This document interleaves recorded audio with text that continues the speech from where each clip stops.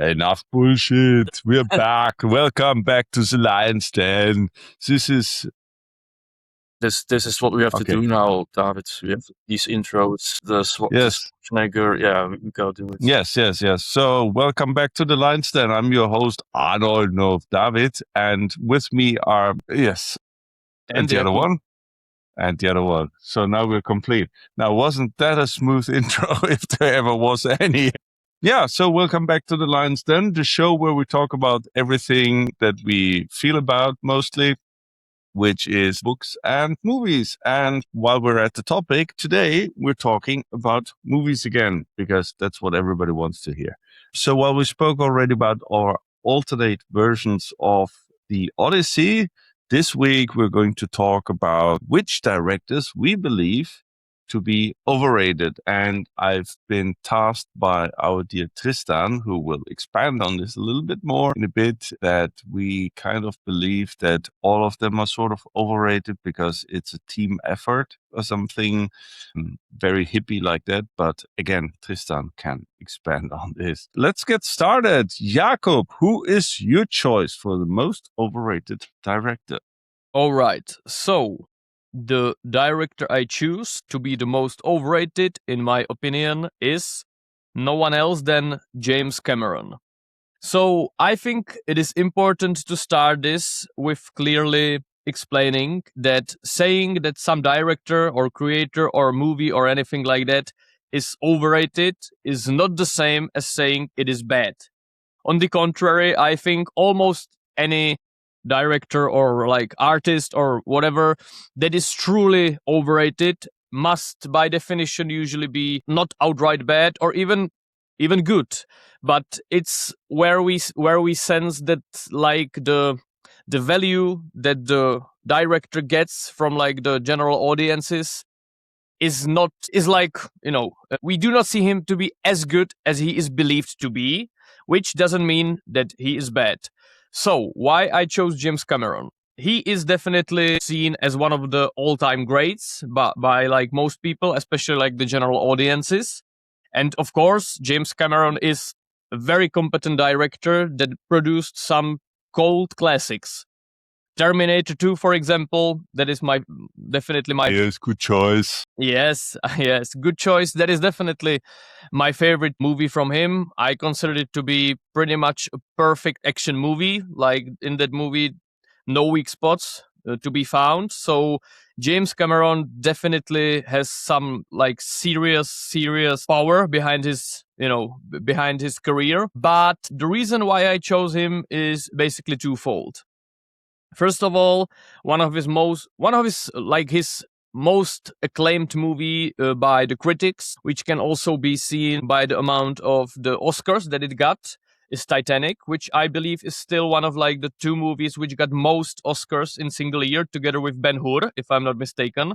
I think it's 13 or something. I'm not sure if Return of the King got also 13, Yeah, or it got maybe it got like 11. It was very close. But that in itself, like these three movies, Ben-Hur, Titanic, Return of the King, like putting them together, one just doesn't like belong in that group of three movies, and that is Titanic in my opinion.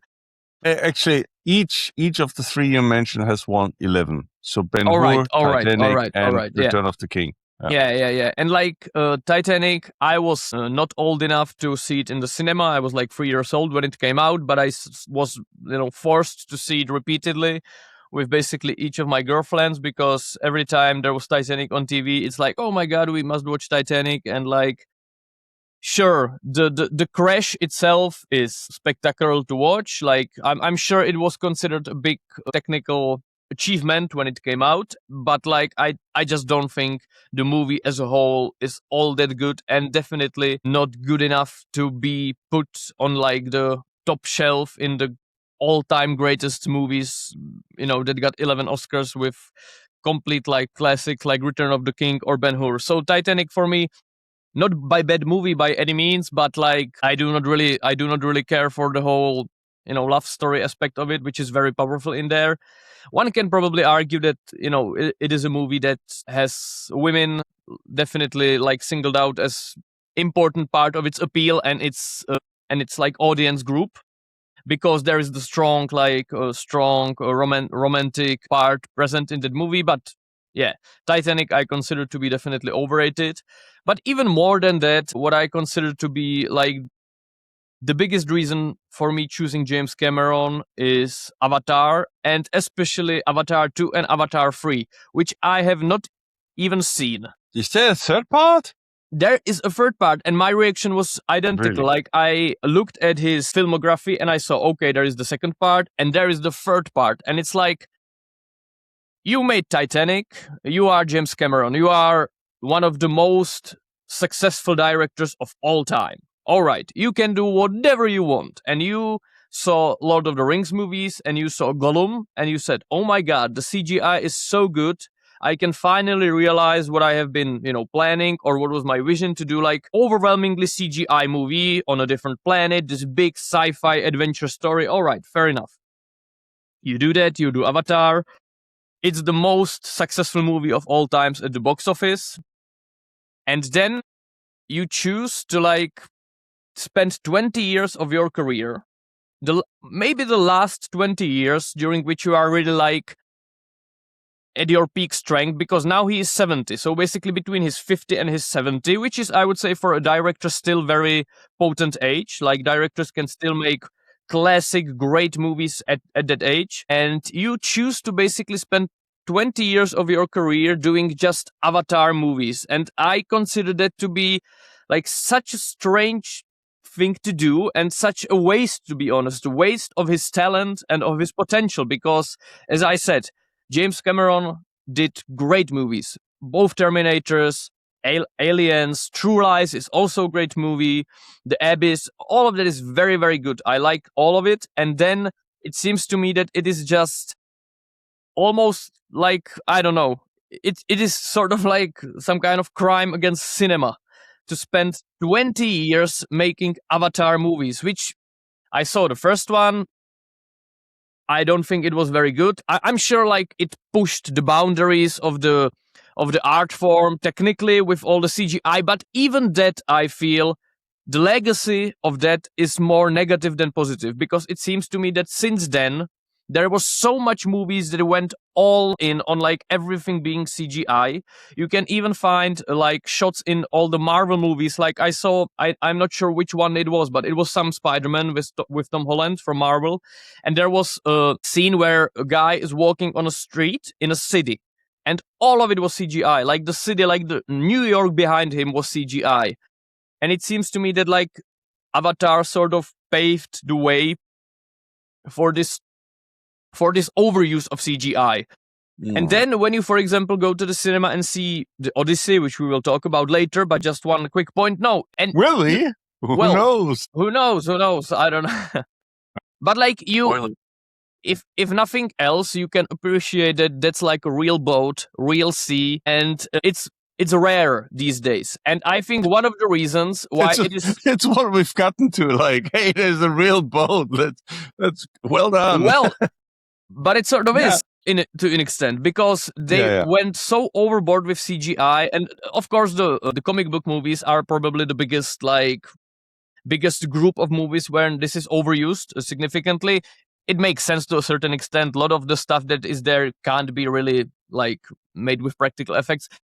That's besides the point. But it seems to me that like Avatar in itself is a movie that also didn't really pass the test of time. Like, when it came out, it was huge, massive. Like, even back then, I was like 13 years old.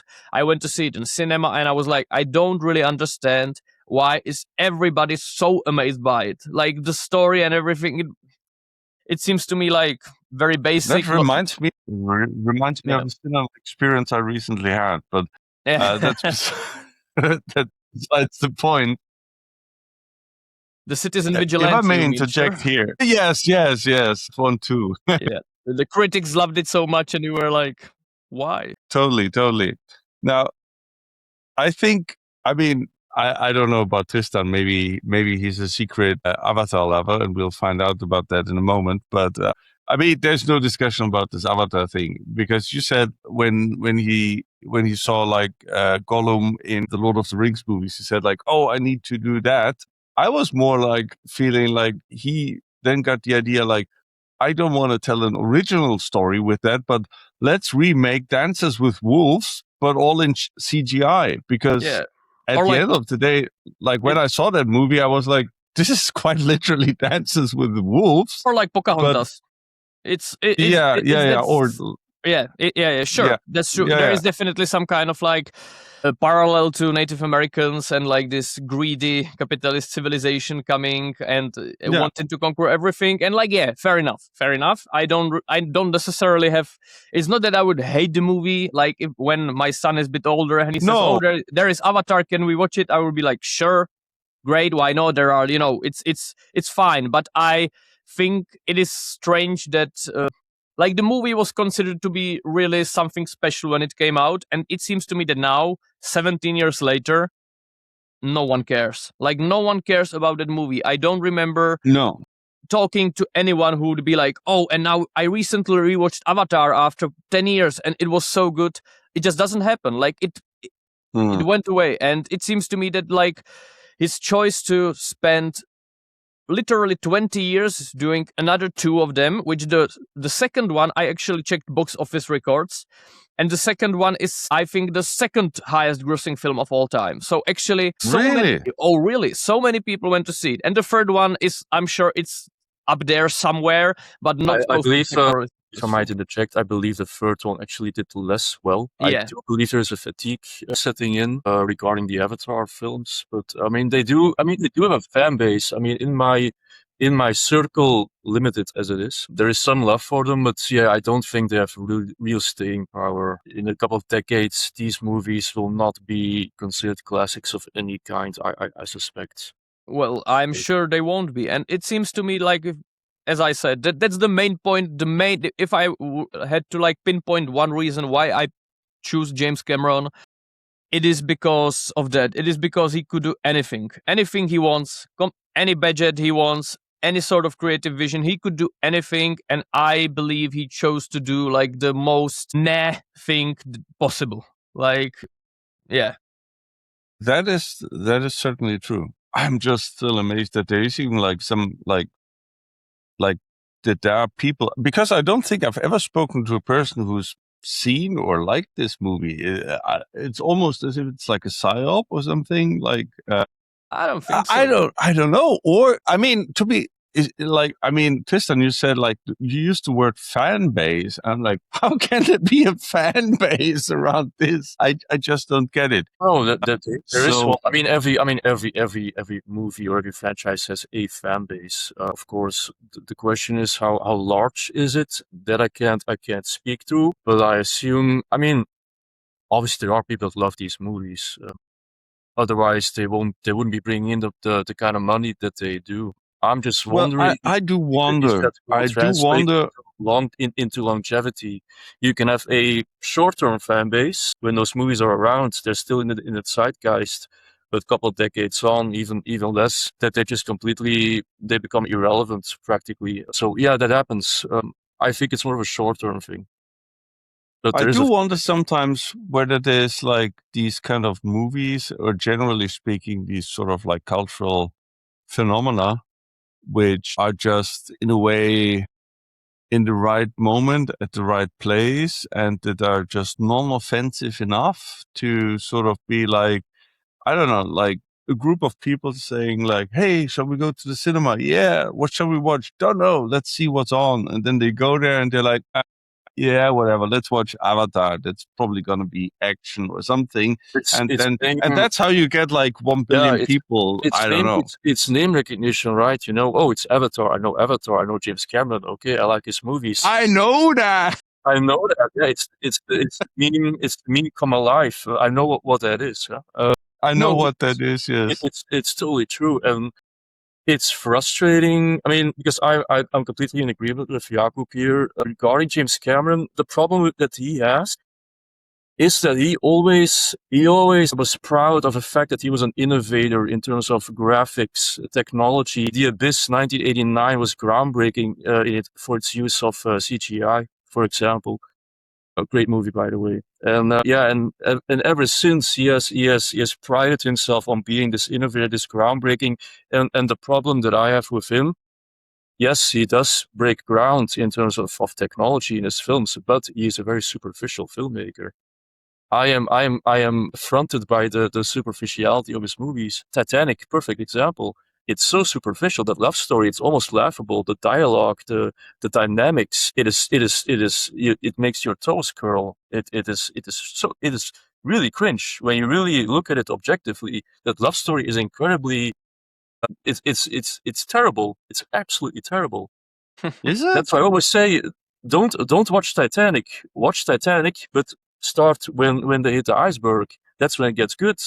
That's where you see where the real passion of Cameron is. It's in those action scenes, that all, how he orchestrates the whole sinking of the ship, the dynamics. He loves that stuff and he excels in that stuff, but he needs a great script. If he doesn't have a great script, you have no chance. The movie fails, at least in my eyes. But yeah, I agree. yeah. I was never like a biggest. Yeah, go on. Just finish your thought, because I'm gonna. Well, I just wanted to say, I was never the biggest fan of like romantic stories or romantic movies. I always obviously I'm not like the target audience for that. I am, but they have to be done correctly. They have to be done well. If but they're sure, not done well, it's exactly. Like even within that bound of not being the biggest fan of those movies, I can definitely say that there are better ones and worse ones, and the Titanic one, it's really like not something great to watch. And like with the superficiality, I want to bring up one point, which I think we will maybe get later to as well with other movies that might or might not be mentioned in this podcast. And that is like, maybe if you like want to be or are the highest grossing filmmaker of all times, and your movies make these like preposterous amounts of money, there is just a possibility that certain amount of superficiality is like inevitable part of that business model. Like probably with very, very general audiences, there is just like a limit to how sophisticated things can be, and I can respect that. Like I can respect movie being what it is, and once again, like Terminator 2, that is also not a movie that would be like, hugely sophisticated or deep, but it's absolutely no problem. It's like exactly what it should be. It's exactly what it needs to be, and it's perfect. And like everything works in that, even like the sort of like obligatory son-father relationship being built between the machine and the boy, but it's like works perfectly. And then of course in the end, when Arnold is being melted away by the lava, you are just like, it works emotionally. But like in the Avatar movie, to be honest, like I was even like being 13-year-old like little edgelord, I was like, just fucking annihilate them, all the Indians, like just, and mine like your oil and your minerals that you want to mine there and bringing back to Earth, and like fuck them. Like I don't feel sympathy for them at all. They are annoying. Okay, first off, I'm surprised that like the superficiality discussion and general audiences. I mean, Jakob has a point, because that leads me to the shocking revelation that means that Tristan's proposal for a stop-motion silent movie Odyssey is not going to break Avatar's records, which is shocking news to me, because I thought like that was exactly what everyone was waiting for. No, but okay, I mean, we all agree on the Avatar thing, and there are a few things that I need to, where I'm gonna disagree. Now, first of all, let me point out that your choice of Terminator 2 is absolutely excellent. Yes, the only thing that could be said, maybe the original Terminator was even better, but I think this is Tristan's point of view. Yeah, it is. I was going to say that.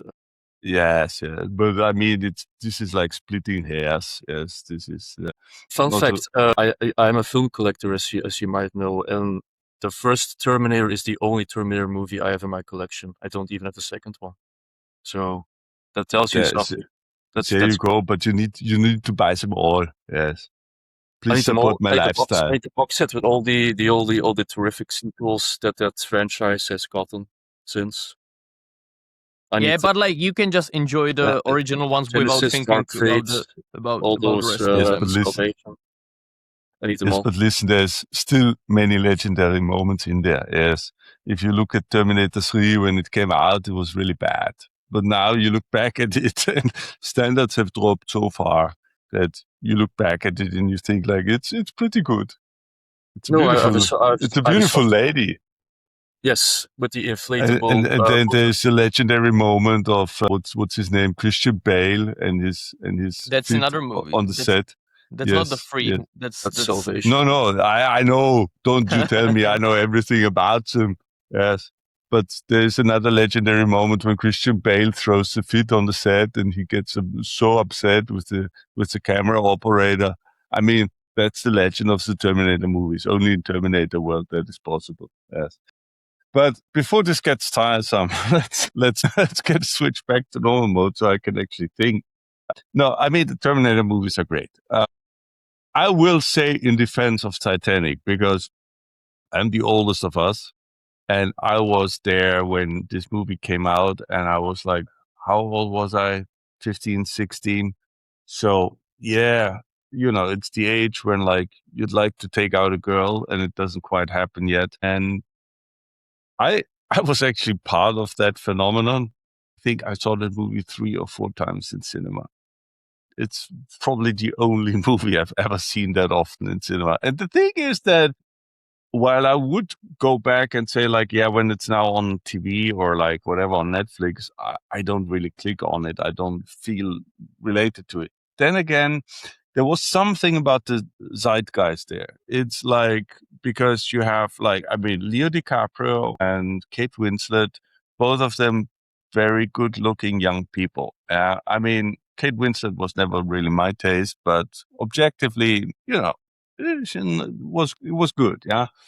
And young people falling in love, going on this adventure. And, there was something about it that was positive and heartbreaking at that time that many people connected to. So in a way, and because of like the way they rebuilt the Titanic, and by the way, one thing we have to say about it is that it's like not the first Titanic movie ever made. There have been Titanic movies made for many years before that, and they all had the same problem, that on one hand, like everybody watches them for the sinking of the ship.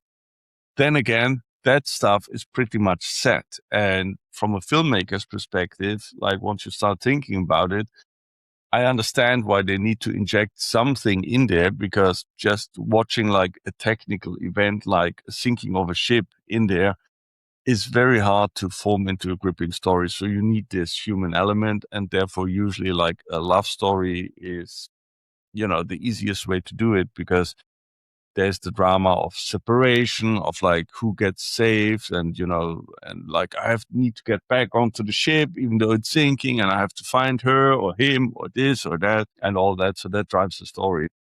So I think that one, I mean, while I would say that it certainly doesn't deserve to be on the same level as Ben-Hur or Return of the King, I have less of a problem with it. I think my main gripe with your take would be that I would say, and I totally agree, like you spent 20 years on this Avatar stuff after he's mastered like action cinema to a certain degree. So that is a waste of potential. At the same time, I don't know, like if we're saying most overrated, I don't have a feeling that there's many people rating James Cameron very highly these days. He's like, I mean, people almost tend to forget by now about like his older classics, like the Terminator movies or Aliens or like that stuff. And they mostly think only about the Avatar stuff. Yeah. So I don't think that he's really regarded like in the upper echelon of directors. I mean, for action to a certain extent, he would be. But then again, like Terminator 2 was really the last one, or like maybe even Titanic was the last one where there was like really physical, tangible action, which is, I think, what he does best. Yes. Like in the Terminator movies, when you really feel like, oh, this is real, this is happening. But, once you go CGI, anything is possible, and it all becomes sort of like worthless and kind of like, yeah, okay, there's stuff flying around. And as you mentioned, like in the Marvel movies, like by now, that's like the main output of like video AI. If you look on Twitter or something, then you see like every couple of weeks, you see some new model that is being demonstrated by showing like a kung fu fight between Donald Trump and like, I don't know, a panda or something. And then they're always flying around and there's light and this and that. And, but it's all kind of worthless now. So I do think I agree with that. I do think you can make the argument that when it comes to the perfect integration of practical effects and CGI, Titanic is a masterpiece. I think you can make that argument. I don't think many professionals in the business would disagree with that. They all would say, yeah, that was. I mean, sure. That was a peak. I mean, the whole production. By the way, I don't think the love story. I was wondering, like the writing of the love story. I mean, I haven't seen it in.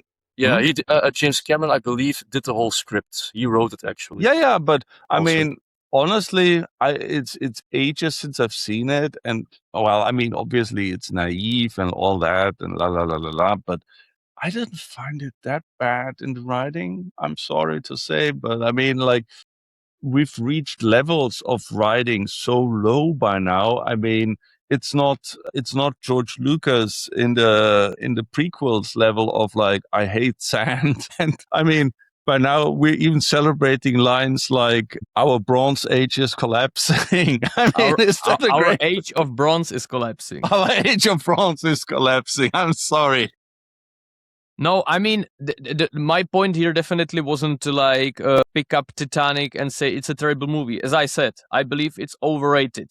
It's definitely it definitely achieved what it set to achieve, I would say. So like, I don't really like it, but it was not like the main like gripe of my point with Cameron. That was definitely the whole 2 decades of Avatar. But so just to conclude this like Cameron phase, so we can move on to other choices. I would say my favorite, because we agreed to pick our favorite and least favorite by each of the directors that will be discussed here. So my favorite, Terminator 2. My least favorite, Avatar. I have not seen the other 2 Avatars. It is quite possible or even certain that they would be. I would probably choose them as the worst if I have saw them, but I have not. So what are your choices for his worst and best? Yeah, I think I would totally agree with that. Terminator 2 is, I mean, that is, for instance, a movie that like when it's on, I'd be like, yeah, you can always watch that. And the thing is like, even like, I mean, the thing is that like Terminator 1 has like a very specific mood. It's great, but it's very 80s. Terminator 2 feels in a way very timeless, which I think that would be like a very interesting topic for another day, maybe, because I have a feeling that there's a very short time window in the early 90s, and we're talking 90, 91, 92, that era, where movies that were made in that era really have a certain timelessness to them, that like they don't feel like super 90s. Like Jurassic Park already is like, yeah, that feels like a 90s movie. But these other movies, I don't know. To me, that they're a bit more timeless. So Terminator 2 agreed, and Avatar. I mean, I've seen only the first Avatar on like a downloaded stream on my laptop in a student home, and even that, obviously it didn't have like the big shebang and everything around it, but I just found it so dull. And I mean, just for logical reasons, I'm going to say that his worst is probably Avatar 3. David, just go watch it in IMAX and you will love it, I'm sure. Which might bring us to your segment if you want to take this one first. But you and the wonders of IMAX and how great. But first you have to tell us your favorite and least favorite of my favorite. Oh yes. Cameron. Well, it's tricky. My favorites of Cameron's, it probably would be Terminator 1. I think because it is so specific. Actually, it's for the exact opposite reason that you say. It's timeless. For me, it's the specificity of it that I like. I like that really gritty early 80s vibe. sort of like a movie you go watch. You like the meme face. You like the meme face of Sarah Connor. Perhaps, but also just like Schwarzenegger in the role as the villain. I like it. It works for me. He says nothing, which is great because obviously his accent is terrible, and he's just the perfect antagonist in that film. And that film has a greenness. It has a rawness that you don't really see anymore. I think with T2, there's a certain polish that you get. It's too polished for me. It's a great action movie, but T1 is more of a horror movie. It's more of a thriller horror movie. Actually, I like that more. If I have to really pick, I would like that more. And if I would go for like Cameron at the top of his powers in terms of action, yeah, actually, I would go for Aliens probably because that is also, of course, horror, but also it's more of an action movie. I think that for me would be my choice. If I want action, Cameron, it's probably Aliens. If I want horror, I'll go for T1. And if I want emotional connection, I'll go for The Abyss. And worst? Worst? Well, yeah, I think Avatar. It isn't a bad movie, but it probably is. If in his whole thing. Yeah, it's probably the one I would dislike seeing again the most. Yeah, for sure. Yeah. All right. Yeah. Well, Tristan has already moved the order around, so I'm going second then. My apologies. Yeah. Well, we've spoiled it already, sort of, but when we're talking about the most overrated director, we can't have a discussion here without mentioning Christopher Nolan, who's on everybody's mind these days, and usually he's being brought up in comparisons to Stanley Kubrick even. My God, he must be great. But I think don't get me wrong, he's a filmmaker I really like, actually. I like watching his movies, or at least I used to like watching them.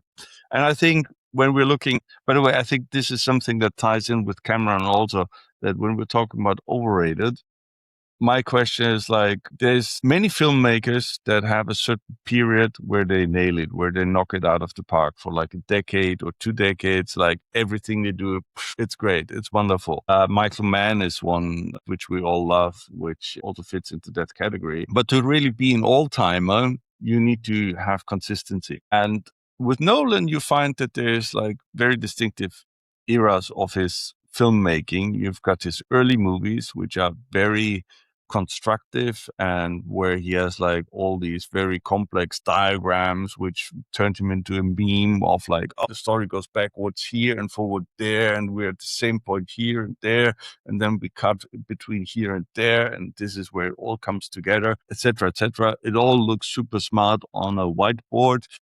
In a movie itself, it's like very often I found those things sometimes a little bit forced, but interesting nonetheless. And then from like the Batman movies, I found that he sort of like he had a limiting framework around him. It was like, okay, you can't make like Batman lost his memory and has to find it back in black and white or something. But it was like, it's a Batman movie. It starts here, it ends there. And like, this needs to happen. And that was something that really was good for him. And which is why I think like that the Batman trilogy, I don't care whatsoever about comic book movies. The Batman trilogy of Nolan, I don't consider a comic book movie because it's realistic and it's very tangible. I mean, like the craziest thing is probably the Joker, but we know that the Joker could also be explained psychologically as like incel, whatever. I don't know, all sorts of things. No, I mean, like that's a bit of a retcon thing, but still, these kind of ideas exist. That's the standalone Joker movie that he's sort of. I know. But I mean, it does tie in that. Yeah, but I mean, he's not like a villain from outer space. He's just a normal dude that wears makeup, and these things are normal by now. So, and then you've got like his later phase, or like then you've got like the sort of complex intellectual concept, but fit in with emotion and like on a bigger budget, which is like the sort of Inception, Interstellar kind of period. And then I found his movies became a lot more normal, a lot more like standardized or like conventional. Conventional, exactly. Thank you. Maybe formulaic, maybe. Formulaic, I wouldn't go as far, maybe, but his own style, maybe. his shtick, his spiel, his sort of style became formulaic. Yeah. So yeah. Yeah, exactly. It became there was a very recognizable Nolan look, Nolan sound, of course, which was also after he switched from Hans Zimmer to this Göransson guy. And you've got these booming drones and all these things. But basically, you've got Dunkirk, you've got Oppenheimer, and you've got now the Odyssey. And I've started watching Dunkirk. I couldn't get through it. I've mentioned that already. I think Oppenheimer, I saw it also in cinema. I wrote a review on it. I felt it was good in a way, but obviously very anticlimactic. It was not what you'd expect, like this action thing. There was like the bomb goes off, and after that, you've got like an epilogue of 40 minutes of people sitting in rooms and talking, which isn't super cinematic, but which apparently was very important to him. And if you do that once, you can say like, okay, that's a different thing. That's a new thing he tried out. But in a way, now the Odyssey becomes a prolongation of it. And many people have mentioned that it's sort of to be understood as sort of like a prolongation in spirit of like the themes that he tackled in Oppenheimer are now also in the Odyssey. And all of that just, to be honest, doesn't really work. I don't think it's that interesting anymore. And the thing is that it goes in parallel, which is an interesting parallel to Cameron, because his movies have become more conventional, but as they did, they became a bigger box office draws. They're now like major events and everybody flocks to them. And I think there is a bit of a streamlining that's going on there. And I think they're much less challenging or interesting because also like visually speaking, I think that the stuff he did like in Inception, the stuff he did in Interstellar was much more, avant-garde, if you want to call it that. And the mood he set like in the Batman trilogy, especially in parts 1 and 2, was much more dense in a way than in these later movies. And to be honest, in terms of construction and like how it's like intellectually stimulating, I really prefer his early period stuff. I love Memento. And then I'm getting to my favorite movie of his, which is probably Prestige. I think Prestige is great because it is the movie of his that I think is closest to marrying this sort of, on one hand, intellectual complex riddle that he wants to solve on one hand, but at the same time being like a grounded story that sort of like feels real. It's only that when in the end he cannot resolve it and then he pulls his Deus Ex Machina solution once again.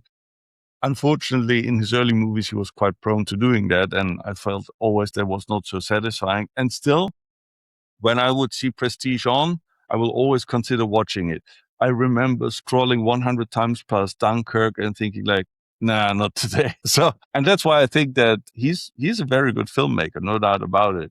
But like with this whole culture war that has evolved around the Odyssey and people taking like crazy stances and comparing him to like Kubrick and stuff like that, I must say that like, no, wait. We're getting into seriously most overrated director territory there. And so I owe you, of course, after mentioning what my favorite movie of his was, my least favorite as well. And to that, I will say I haven't seen Tenet, so I cannot judge it. And obviously, by the amount of times I've scrolled past Dunkirk, you would have to guess it's that. But again, I haven't really seen it except for like the first half hour. So yeah, I would say it's probably the Odyssey. I would say with Nolan, that is important thing to mention. And you said that people are now online like comparing him to Kubrick and similar directors. And it seems to me like this is sort of like I don't think Nolan even like wants to be really seen as Kubrick kind of director. It seems to me this is pure. Well, I would say he's got an ego. Well, of course. you probably need to have one in order to be like Yes. director of this type. But it seems to me that like much better director to compare Nolan to is James Cameron. I think what these two directors have in common is essentially making smashing box office hits that are like blockbuster movies that everyone can watch and see, yet they, at times at least, have some kind of like reasonable sophistication and artistic quality to them. I really don't think, I don't know, like it seems to me that the comparison of Nolan to Kubrick is completely misguided, but I do not even think that like, that is just people saying stuff online in order to make like rage bait and clicks and people disagreeing. So I don't think, like, I don't really think they are very similar types of directors. What I appreciate about Nolan the most is precisely the fact that like he is making big blockbuster popular movies that are big smashing hits while being still, even if one do not likes, let's say, Odyssey or whatever, it's still artistically, objectively much better than most other movies that are in that box office bracket. Like when you go through the list of highest grossing movies of all times, I did that, I watched it, and like anything by Nolan that is there is, in my opinion, like several levels above 85% of that list. Sure, you have your Lord of the Rings there, you have your Terminator 2 there, and some other legitimately great films, but a lot of it is like much worse than anything by Nolan, in my opinion. So I would say that because films by Nolan often have this like veneer of sophistication and seriousness about them. Like there is usually some kind of intellectual concept and some ideas. And it seems to me that it led to many people considering his movies like much more intellectual and sophisticated than they really are. And then that leads to counter reaction of people being like, nah, this is not realistic, this is stupid. If you think about it, it sort of falls apart. Like a lot of the realistic issues in the Dark Knight trilogy, when you think about it for like 5 minutes, it stops making sense completely. Like, I just rewatched the whole trilogy, but that's not a problem for me. So it seems to me that like when Nolan is evaluated as being just a very good blockbuster director that can bring into the cinema part of like the Transformers crowd or like the Avatar crowd, but the movies are just subjectively, in my opinion, significantly better than those. I think that is where he deserves a praise. This sort of like synthesis of being very like popcorn while still not being like brain dead. And I appreciate that about Nolan a lot. You're probably the only Christopher Nolan fan out there that actually considers him mostly like a popcorn director, which differentiates you, I think, quite a bit. Not every movie. Sure, like Memento is not that. No, but I mean, that wasn't a blockbuster hit also. I mean, but like, we're talking about like what he is now. But like Inception, for example, like, or even The Dark Knight, like, you know, in the Dark Knight trilogy, it is not really, like, it is probably as realistic as a movie about guy dressed as a bat can be. I would say that. Like, of course, you can't call it realistic because so much stuff in it doesn't really make any sense when you would just like think about it for more than 5 minutes. But it is not a problem. It's like it works perfectly. And you know, there's this one scene where actually Anne Hathaway steps onto the motorcycle and does this thing with her hip that everyone remembers. Mm-hmm. There's a mistake there because she puts down her goggles before she triggers like the gun, and then you see a close-up of her and her goggles are up again. Yeah, well, and nobody noticed. The movie is trash. The movie is trash. Now it was revealed. Totally. No, but like, so like, I like Nolan. I think it's very legitimate choice of overrated director to have, even though I wouldn't pick him. But yeah, it seems to me that this is like it is sort of like the meta discourse narrative thing where when the Dark Knight came out, everybody was like blown away because comic book movies, that is something about like people in very bright colors, latex costumes, fighting bad guys from space that wants to destroy the world because that is what they do. And now you have movie and people are talking about corruption and there is like a district attorney, oh my God, and there are criminals and there are some kind of themes like we have to keep the cruel truth from the people and gave them the noble lie. And everybody was like, oh my God, so comic book movies can be this. And it went like overboard with considering it so like intellectually stimulating by some people, that there was this sort of like counter reaction by people saying, well, actually, it is not that deep. And I agree with that. But I just generally think that he is able to do a very good job of sort of combining those like two elements. And to pick my worst and best, the worst one is Tenet, in my opinion. Like, that was for me a movie where like it was just the pure, like the concept overwhelmed everything. It seemed to me that like Nolan has this idea of like, wouldn't it be cool if you saw an action scene in a movie where most of the characters move in time in this way and one character moves the other one? And his producer is probably like, yeah, probably. But he's Christopher Nolan, so he can do whatever he wants. And he just decided to like build the movie in order to realize this particular cool idea he had. And it just didn't work for like, no, I don't like that movie. And the best one, well, so I will choose the Odyssey, but I must say like, I have very particular angle. Come on, you don't really believe that. Well, it's not his best movie as a movie, but I will say this, and I completely mean this. The level of the debate surrounding the movie, and like, yeah, there is the culture war, and there is a lot of retarded shit going on in the debate.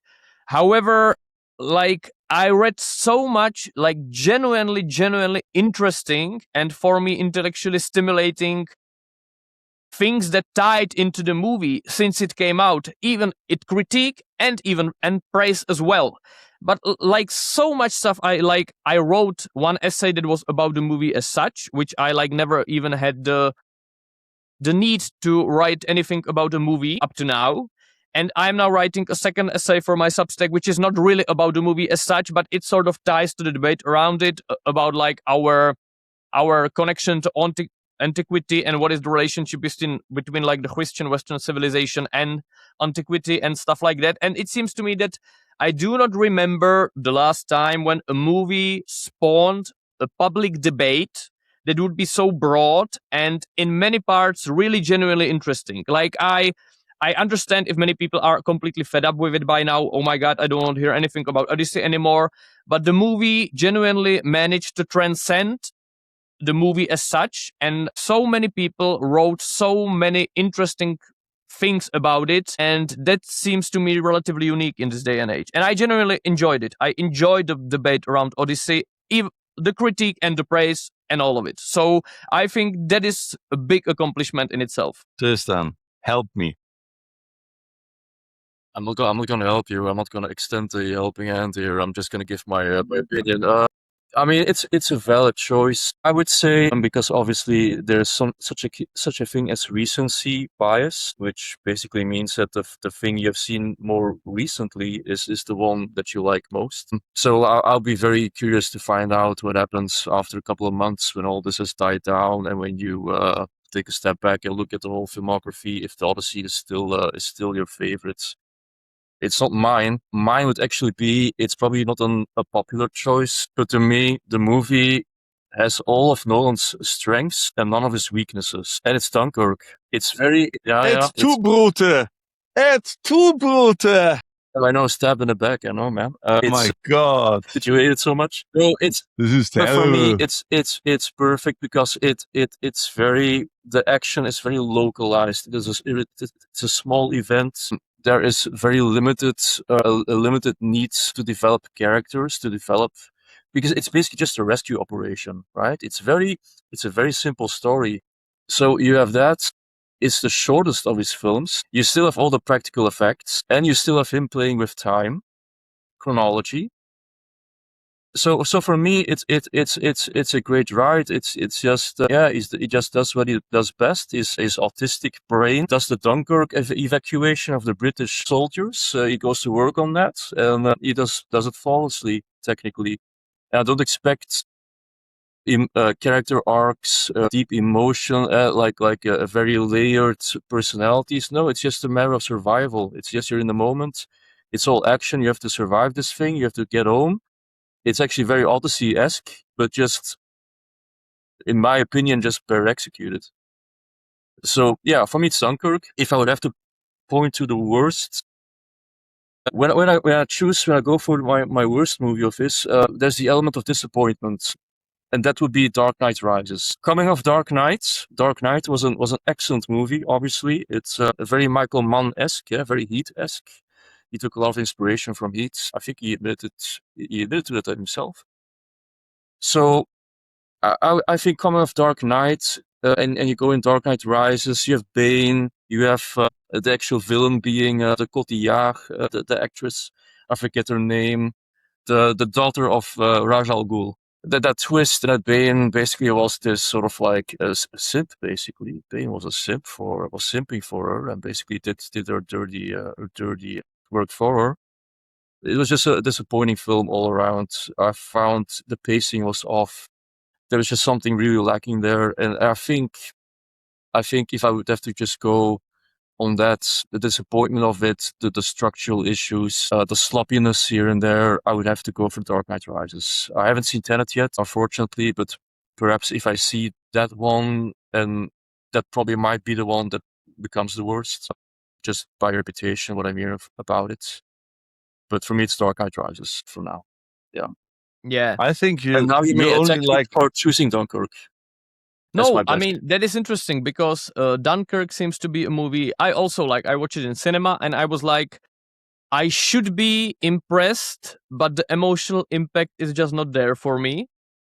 But I saw it seems to me to be a movie where a lot of filmmakers absolutely love it. I, for example, saw a video of of Tarantino talking about Dunkirk, and he was like completely blown away. He was praising it to be like one I'm of the. Sure.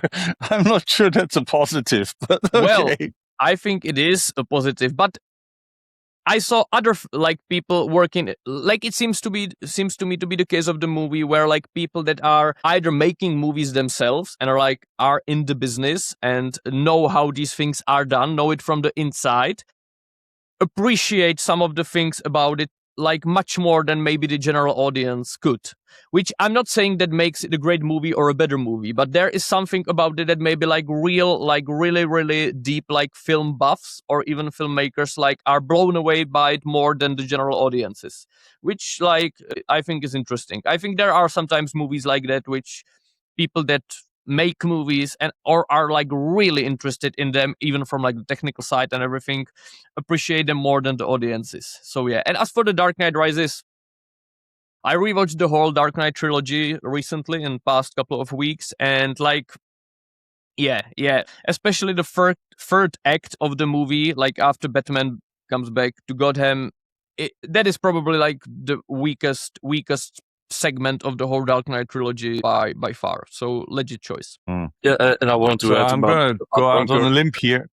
So. Yeah, also because Dunkirk, people say it's very sterile feeling, it's very reserved in terms of emotions. But the fact that to me makes actually perfect because Christopher Nolan, of course, is British, so he's doing a movie about British soldiers trying to get home. It is so British. It's rooted in his own like heritage, his own culture, and it's that British reserve, that stoicism, right? That stiff upper lip. That to me makes it actually a perfect kind of movie for Nolan, because when Nolan tries to do the Hollywood thing, the big emotions, the grand emotions, the feels, it fails because it's just not in his character. It's not British. To me, Dunkirk is a very British feeling movie. That is a very good point. And I will say one thing, like the ending of Interstellar, I just hate it. Like and it is a perfect example of like that. And I'm wearing the watch, by the way. I'm wearing the Hamilton Murph. It's the movie. It's the prop watch from the movie. I like the design. I had to. It's not because I love the movie. I just love the design of the watch. So I do admire that film. But as you say, the climax, the emotions, it feels to me always forced with Nolan. So. Yeah. The sort of whole like McConaughey American farmer thing, like McConaughey, and because he's the sort of like Matthew McConaughey, sort of like the kind of actor that does the more American Spielberg-like emotions, like the, it's all about the family values and like the big speech in the end. And yeah, so like Interstellar, the ending and also the movie has this like veneer, once again, the veneer of like intellectual or like scientific sophistication. Like there was the there was the hype about like Nolan studying all this like theoretical physicist, and like this will be really grounded in like some sort of scientific something, and the end is like basically it's space magic and it's about love and family that transcends space and time or something like that. And it's like, okay, well, yeah, so I agree with you about that. Yeah, I just admire Dunkirk for the absolute attention to detail, which veers on extreme autism. And I love that. I love to see that in a mainstream film, to see that kind of, because I mean we have to appreciate Nolan for just his commitment to practical filmmaking, practical effects. It doesn't always pan out, but just the mere fact that he does it and he doesn't rely on CGI to any great extent is admirable. He clearly puts in the effort, even though it doesn't always work. I will always champion his films. I always say, do go see them, because they are events for a good reason. They are really impressive in their own way. So yeah, it's so a couple of things here. First off, you only like Dunkirk because it's just around the Belgian border. But on a more serious note, now, don't be naughty, David. That's not no. I don't like it because it just happens to be very near the Belgian, my native country, my native home. No, it's not okay. It's not that, but no.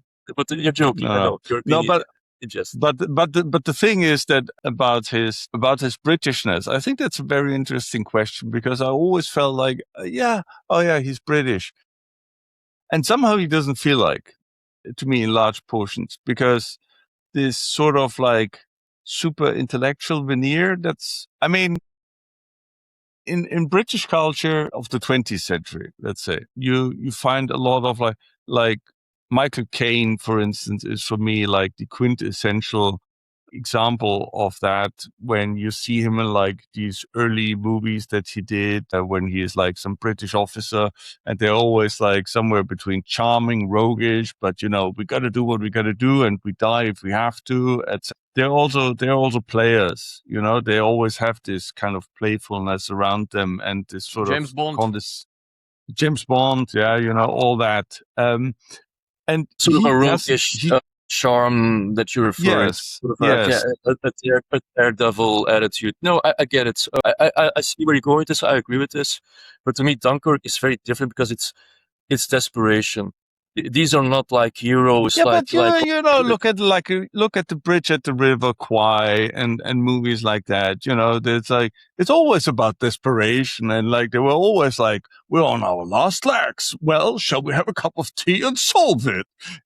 Always that kind of attitude. Yeah, you're referring to gallows humor, and you're very right about that. The big, you have among soldiers in even desperate circumstances, you have gallows humor, and you laugh about your misfortune, basically, and death and devastation all around you. And you could say that about all of Nolan's films, severely lacking in humor.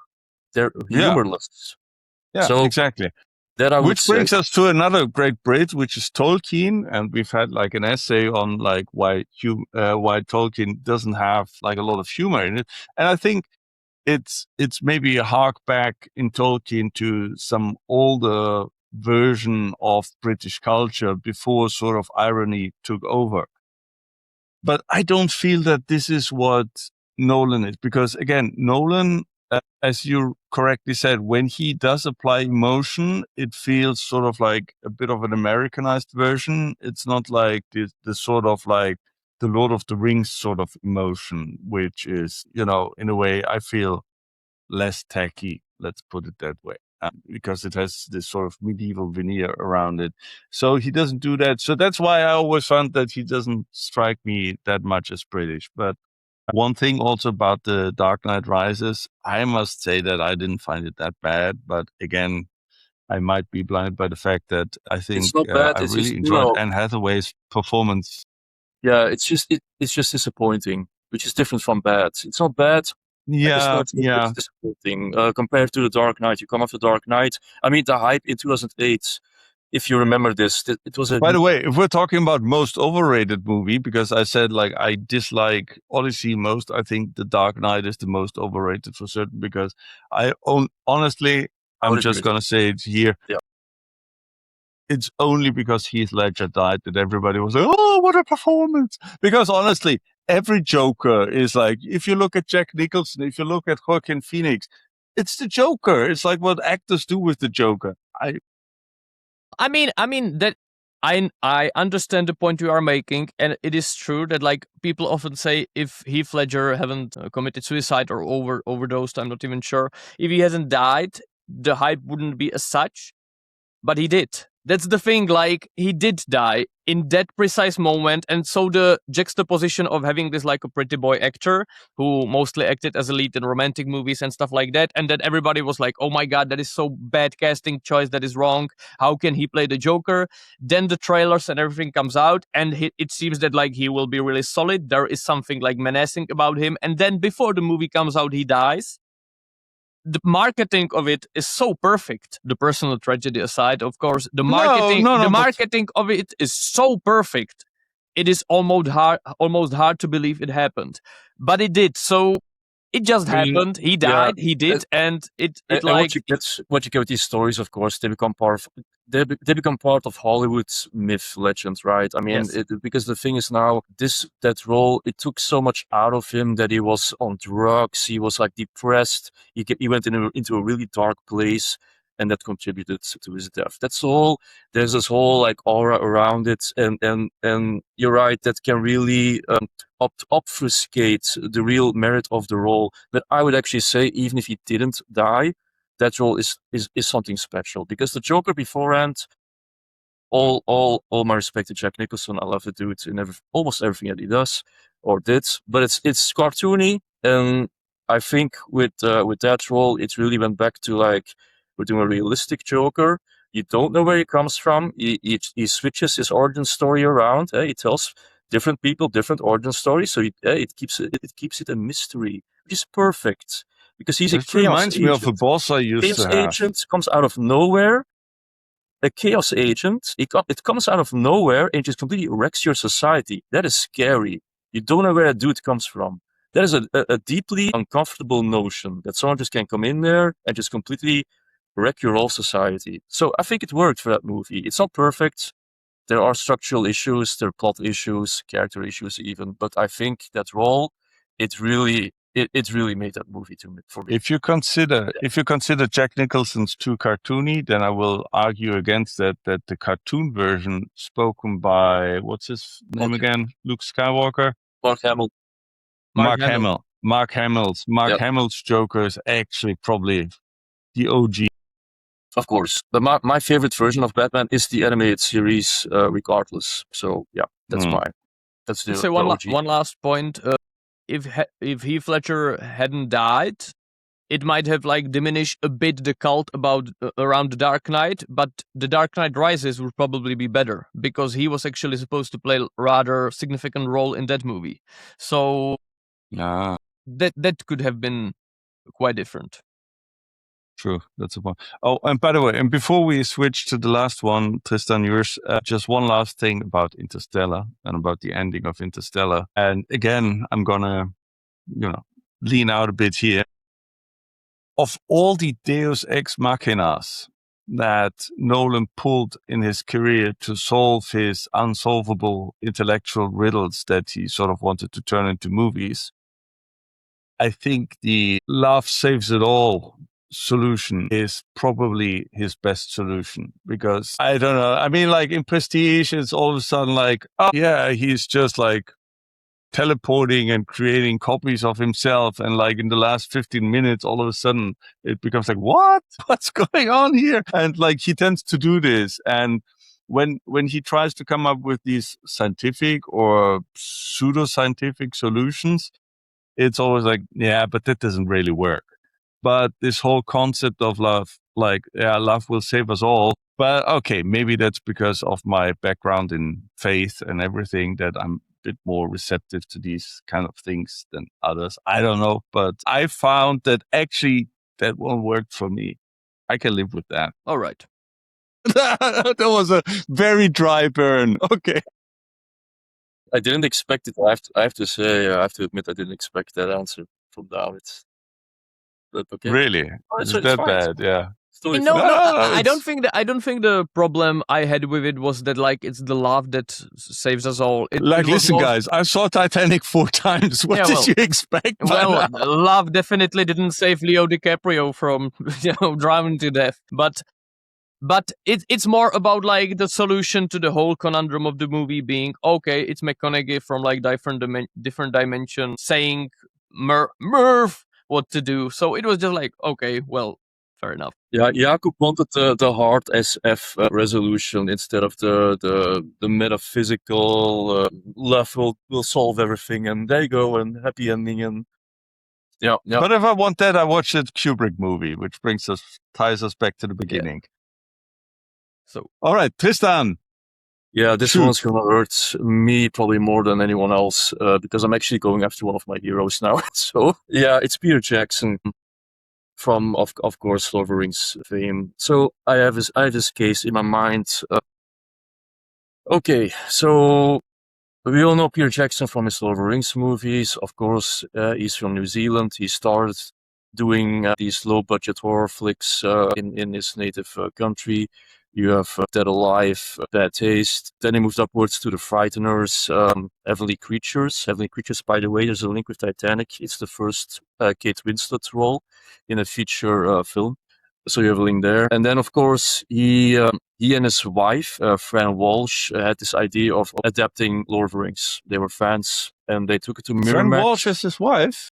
Fran Walsh is his wife, and she co-wrote... That's the first time I hear that. She co-wrote a lot of his films with him. And so they took it to Miramax. They thought, okay, let's do a 2-picture deal, 2 pictures. Let's do it in 2 pictures. Miramax denied them. Then they went to New Line Cinema, Bob Shaye, and they did the presentation. And Bob Shaye said, okay, why 2? Make it into 3 movies. Probably the best decision in Hollywood history. The studio boss actually says, yeah, no, these are 3 movies. These are not 2 movies. It's too big. And it's too big of a work to do into only 2. So they went ahead and they made those movies. And of course, we all know these were gigantic when they came out. I was there, Gandalf, a quarter of a century ago when the first one hit the cinemas. And it was my generation's Star Wars. Basically, it just completely changed my mind about filmmaking. It reordered my brain, moved some furniture around, and it just showed me like what's possible, what you can do these days with cinema. Yeah, it just spiraled from there. I got I'm gonna show my bona fides now because I'm going after Peter Jackson, so I have to show that I'm a fan. Otherwise, I'll get the whole mob after me. So I bought the extended editions, right? The original DVD editions in 2004, I think that they came out because I loved them so much. And then afterwards, later on, upgrade to Blu-ray, entire Lord of the Rings, plus the Hobbit movies, of course. So okay, I love them. I rewatch them every year, basically. But my general assertion is they are great, undeniably great. But how much of that can we really attribute to Peter Jackson? That is the crucial question, because I have this thesis, it's not new, that movie making, well, it is a collaborative art form. So we probably attach too much importance to any single director as being the one creative genius that does this whole thing. And it doesn't really work like that in most cases. In most cases, it's just a matter of getting a really good team around you.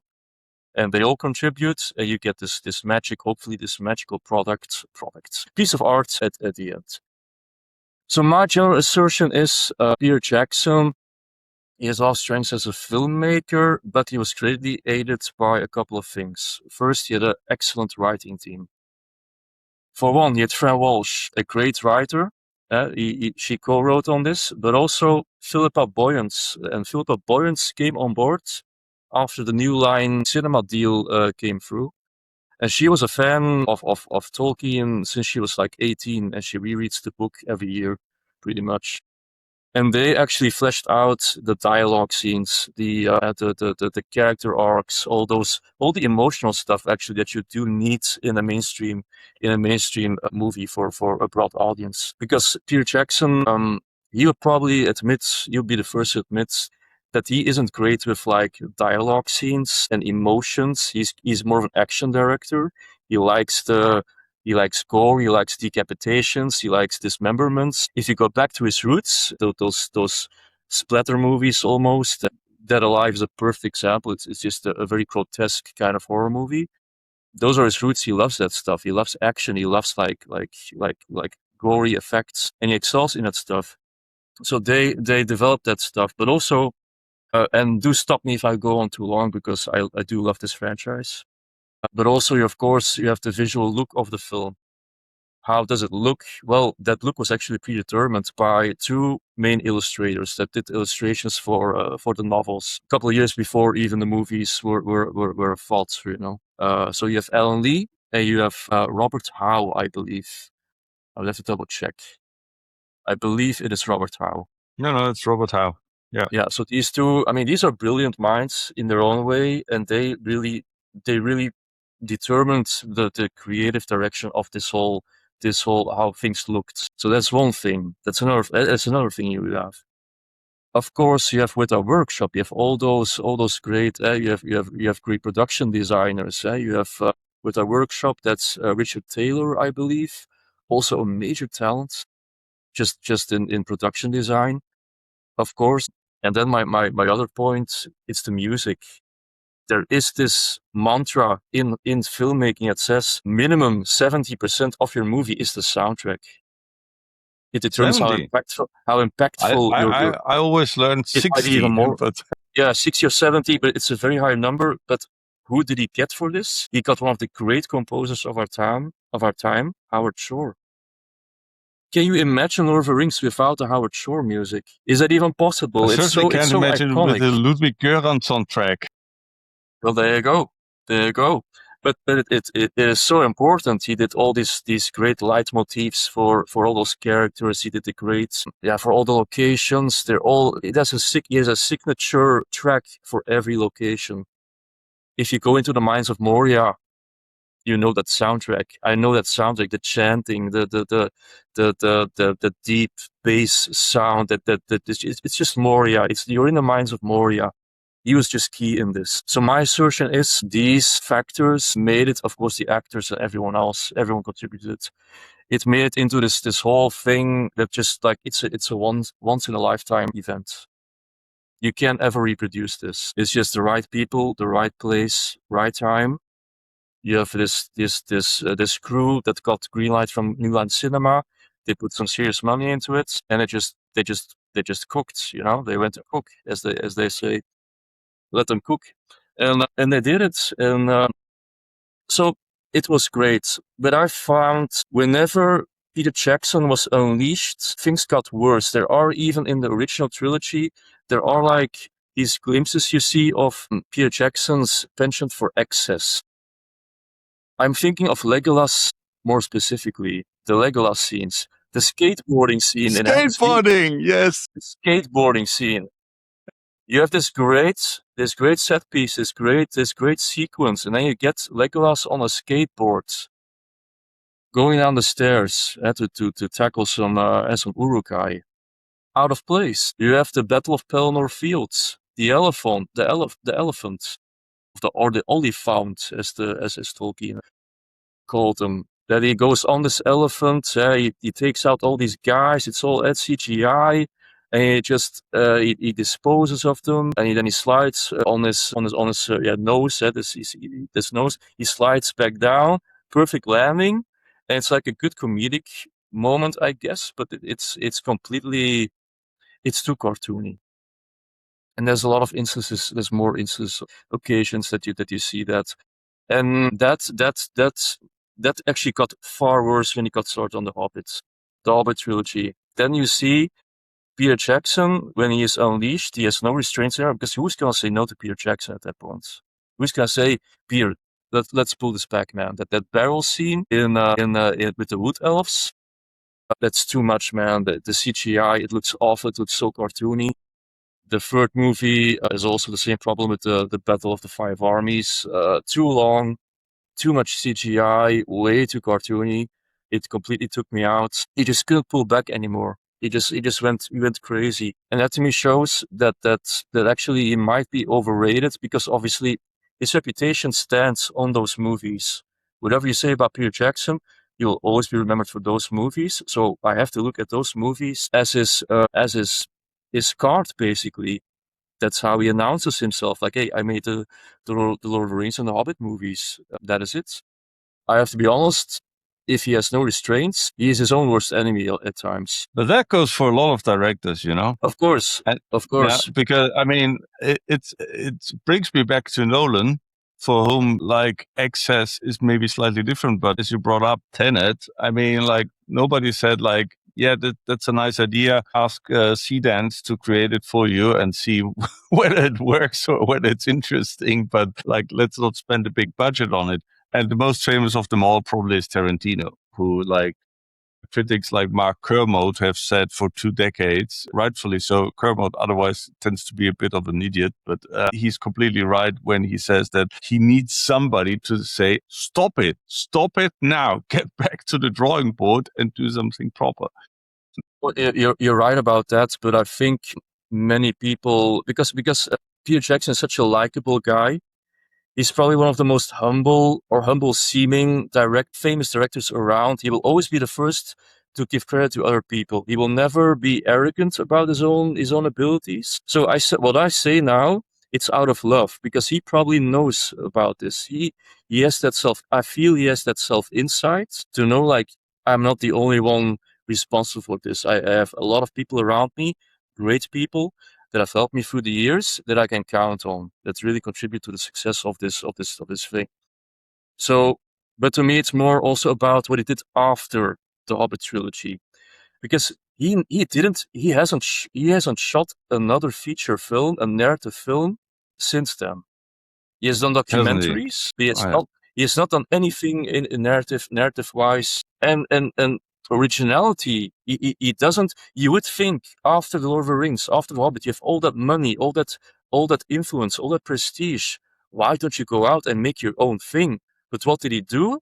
He went out after the initial trilogy. He went out and made a King Kong remake. I mean, I like that film. It's not a bad film, but I'm thinking you have all those resources now at your disposal, all that money that you now have. Why don't you go out and create something of your own, something original? You can do a whole new fantasy epic, and people will come out in droves. You can do whatever.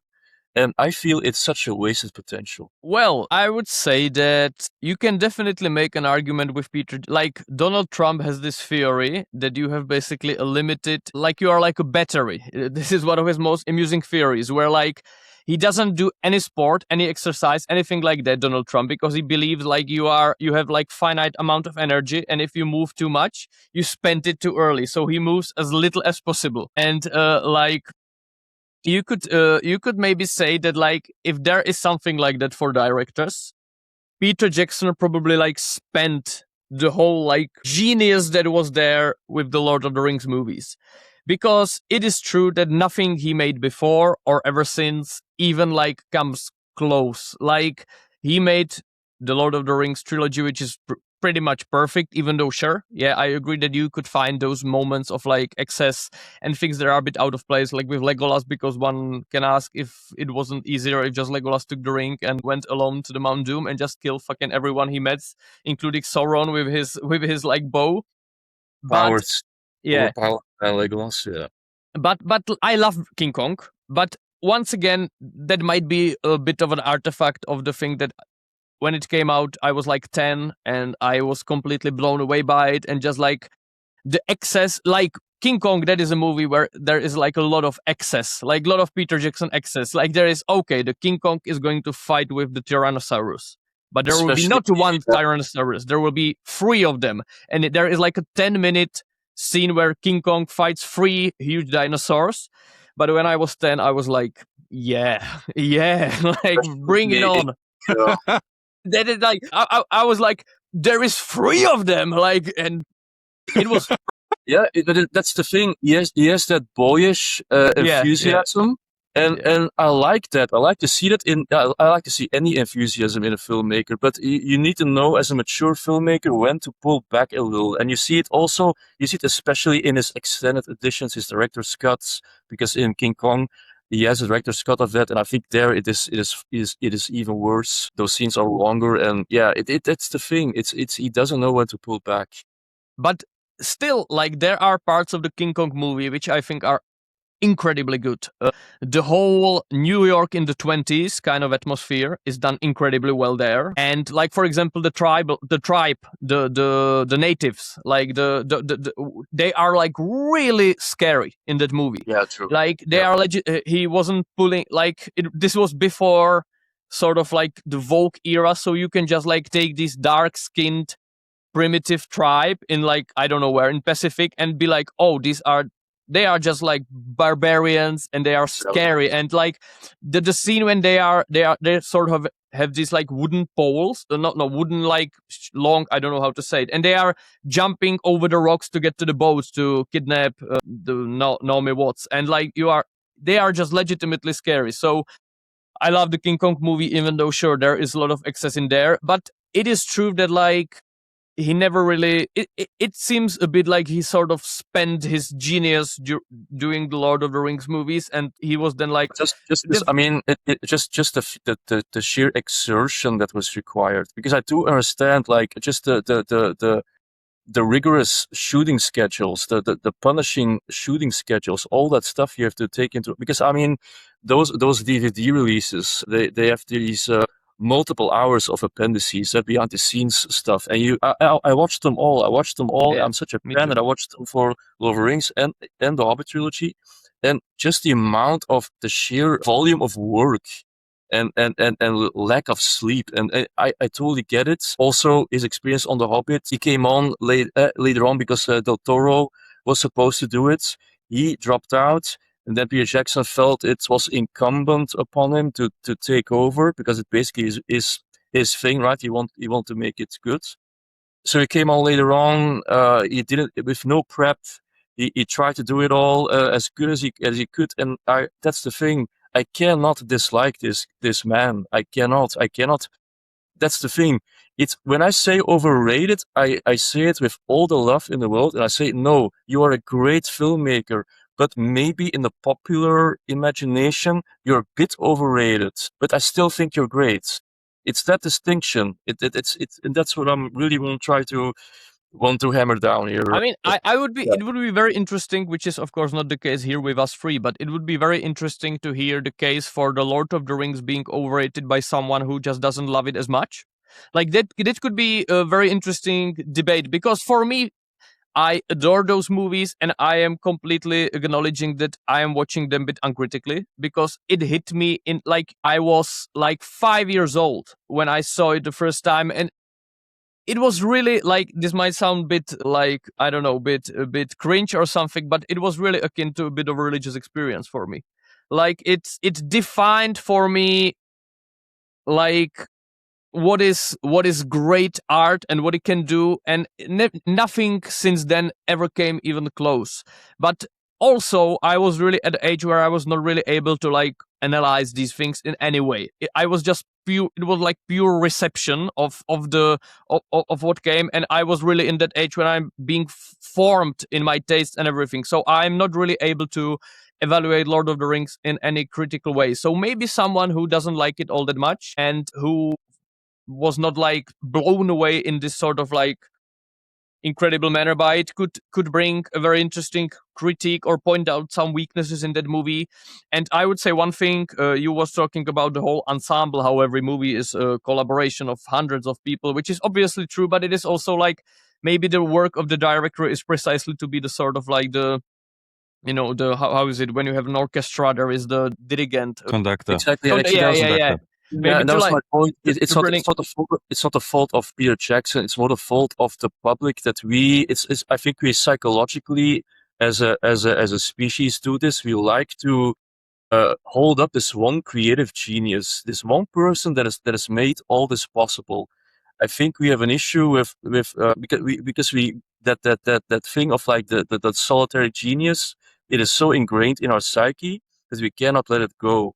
Somehow we have issues with just acknowledging like these are team efforts. These are not Yes, like. but I just one last point. I would say one thing for this, and that is the Howard Shore score. That is like the music he made for that film, in my opinion, is a work of art that sort of holds up on its own as one of the greatest works of arts, like maybe ever, in my opinion. Like the almost all of the emotional impact that you have in Lord of the Rings is carried by that score, and that score is incredible. And if you try to watch some of the scenes that are very emotionally impactful in the movie without it, truth to be said, there is just a lot of slightly gay looks that Frodo and Sam like have with each other. No, let's not go there. No. Well, especially the way Frodo looks sometimes at Sam without the music. Well, I'm just telling. But no, I'm. But the score is like, it's incredible, and like actually, I had a string quintet playing the main theme from Concerning Hobbits at my wedding when I was walking to the altar. So, and it worked. Like, my wife was not because she doesn't love Lord of the Rings so much. She was like, "We want to have music for Lord of the Rings," and I was like, "We will." And it will be great, and it was great. And since then, like 3 people that attended our wedding used it as well. So I like set this trend with this choice. I mean, to just illustrate the power of that soundtrack, what I do at times is I just put on the CDs of the individual films without even watching the films. I put on my headphones, I just listen to the soundtrack, and I'm there. I can follow all the beats of the story through the soundtrack, and then you know that you're dealing with a masterpiece. Definitely, the soundtrack is like, yeah. Well, just a very interesting little aspect in terms of film music, which is why I, as a musician, always had my trouble with film music, is that I would judge film music mostly on the fact of like, whether does it stand on its own, or when you hear it, does it just simply evoke images of the movie? Because that makes it programmatic music that doesn't work without the whole shebang around it. I think Howard Shore's soundtrack is great. Don't get me wrong. I just always, it's a problem I have with a lot of film music. And I mean, it's the same thing for Morricone. You do see these elements in front of you.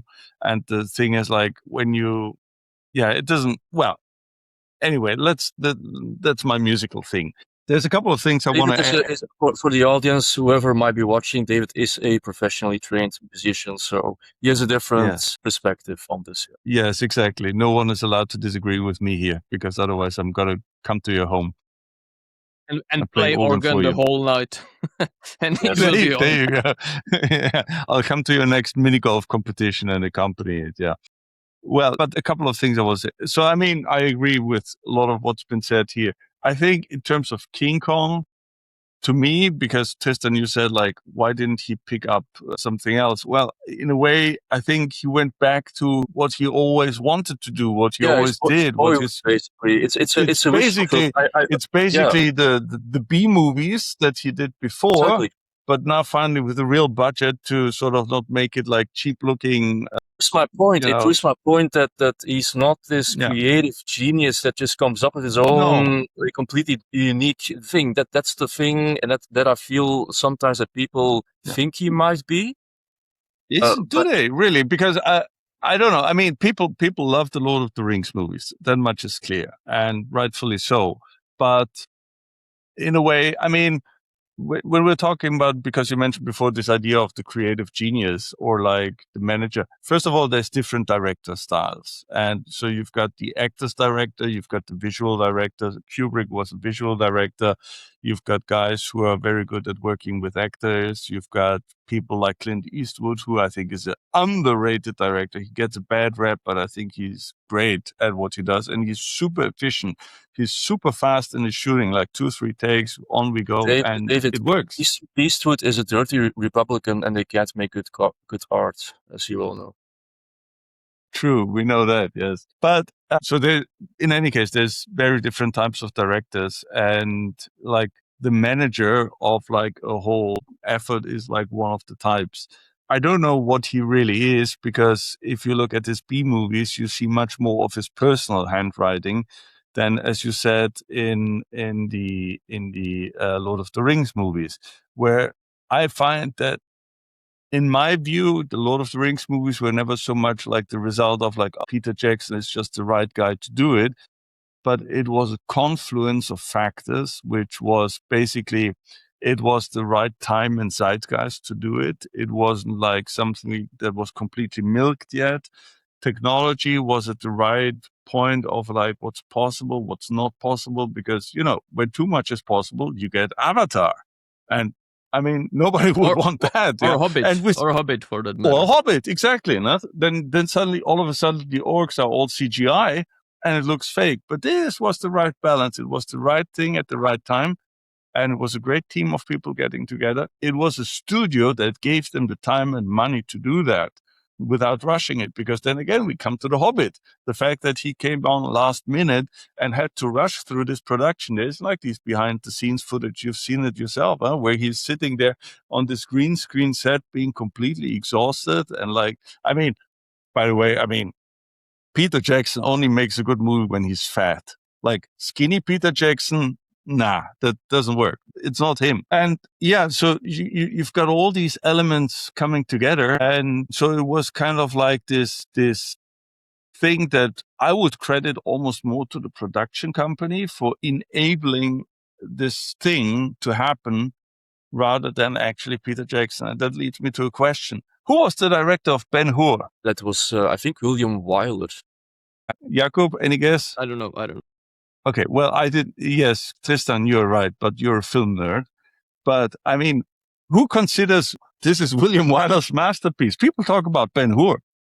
Ben-Hur is the movie that people remember, not like, oh, this was one of the great. I wouldn't know what William Wyler otherwise did, to be honest. I Googled it while you guys were talking because I had no idea who actually made that movie. And now that I know it, I don't know what else he has done. And probably there's some good movies he's done, because back then guys did lots of good movies.